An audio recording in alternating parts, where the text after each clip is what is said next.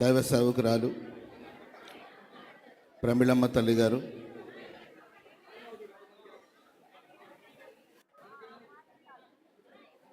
దేవుని యొక్క పిలుపుని అందుకొని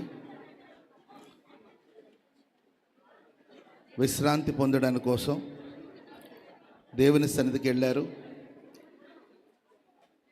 పౌలు గారు తిమోతికి రాసిన పత్రికలో ఇలా అంటారు: మంచి పోరాటం పోరాడి తిని, నా పరుగు కడముట్టించి తిని, విశ్వాసమును కాపాడుకుంటుని, ఇక మీదట నా కొరకు నీతి కిరీటం ఉంచబడి ఉన్నది.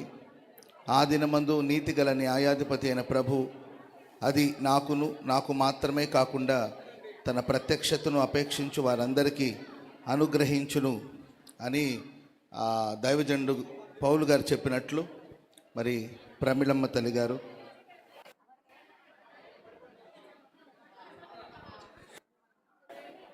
ఓ అద్భుతమైన సేవ చేసి, నిజంగా ఒక అద్భుతమని చెప్పాలి. ఎందుకంటే వారు మన మధ్యలో ఏ విధంగా సేవ చేశారో దానికి మీరందరూ సాక్షులు.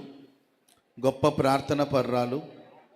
ఆ తల్లి మోకరించి ఉదయాన్నే మోకరించి ప్రార్థన చేయడం ప్రారంభిస్తే సాయంకాలం వరకు అలాగే మోకాళ్ళ మీద ఉండేవారు. అంతటి గొప్ప ప్రార్థన పర్రాలు అండ్ శ్రేష్టమైన సందేశాన్ని అందించి అనేక మంది ఆత్మలు ప్రభులోనికి వచ్చేటట్లు, అనేకులు దేవునిలో స్థిరపరచబడేటట్లు ఓ అద్భుతమైన సేవను మరి చేయడానికి తల్లిగారికి దేవుడు సహాయం చేశారు. వారు గొప్పగా సేవ చేశారు. వారి యొక్క విశ్వాసాన్ని కాపాడుకున్నారు. వేవేల ప్రజలకు, లక్షలాది మంది ప్రజలకు ఆశీర్వాదకరంగా వారు జీవించి దేవుడు వారిని ప్రేమించి అనుగ్రహించిన కుటుంబాన్ని కూడా మరి అద్భుతంగా నడిపిస్తూ వచ్చారు.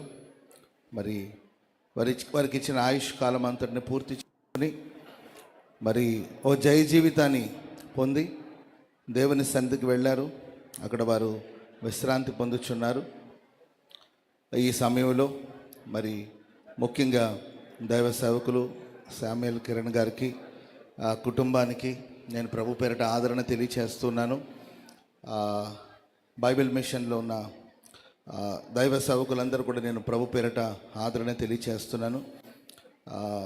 దైవ మరి సేవలో ఒక బ్యాక్ బోన్ లాగా ఉండి ఎల్లప్పుడూ ప్రార్థన సహకారాన్ని అందిస్తూ దైవజనుల్ని ఎప్పటికప్పుడు ప్రోత్సహిస్తూ ఉండేవారు.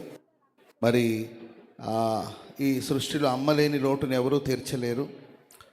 కానీ సర్వశక్తి కలిగిన దేవుడే ఇక మీదట మరి దైవ సేవకులకి, కుటుంబానికి తోడుగా ఉండి బలపరిచి మరి తల్లిగారు అద్భుతమైన సేవ చేశారు. మరి వారి ఆశయాల్ని పూర్తి చేస్తూ దేవుని యొక్క అడుగుజాడలో మరి అన్నయ్య ఆశీర్వాదకరంగా సాగిపోవాలని, బైబిల్ మిషన్ పరిచర్య మరింత దీవెనకరంగా, మహిమకరంగా సాగిపోవాలని ఆశిస్తూ ఉన్నాను. అదేవిధంగా మనందరికి ఒక శుభప్రదమైన నిరీక్షణ ఉంది. వాస్తవంగా తల్లి మనకు దూరం అవడం కొంచెం వేదనగా ఉన్నప్పటికీ ఆమె దేవుని సన్నిధిలో ఉన్నారు. క్రైస్తవులమైన మనందరికి ఒక శుభప్రదమైన నిరీక్షణ ఉంది. యేసుక్రీస్తు ప్రభులు వారు మహిమతో త్వరగా రాబోతున్నారు. ప్రభు వచ్చినప్పుడు ఖచ్చితంగా మరి అమర్త్యతను ధరించుకోవలసింది దేవుని వాక్యలో మనం చూస్తున్నాం కనుక, మర్త్యమైనది అమర్త్యతను ధరించుకోవలసి ఉన్నదని లేఖనాలు రాయబడింది కనుక మరి మన ప్రియ తల్లి ఆ రోజు మహిమను ధరించుకొని మరి ప్రభు ఎదుట మనం అందరూ నిలబడతామని కూడా లేఖనాలు సెలవిస్తుంది కనుక దేవుని మాటలను బట్టి మనం ఒకరినొకరు ధైర్యపరచుకొని మరి ఒకరినొకరు ఉత్సాహపరచుకొని ఆదరణ పొంది ముందుకు సాగిపోవాలని ప్రేమతో తెలియచేస్తున్నాను. నిరీక్షణ లేని ఇతరుల వల్ల మనం దుఃఖపడకూడదు.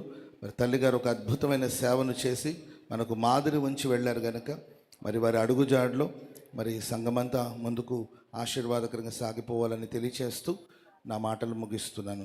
దేవుడు మిమ్మల్ని దీవించి ఆదరించుగాక.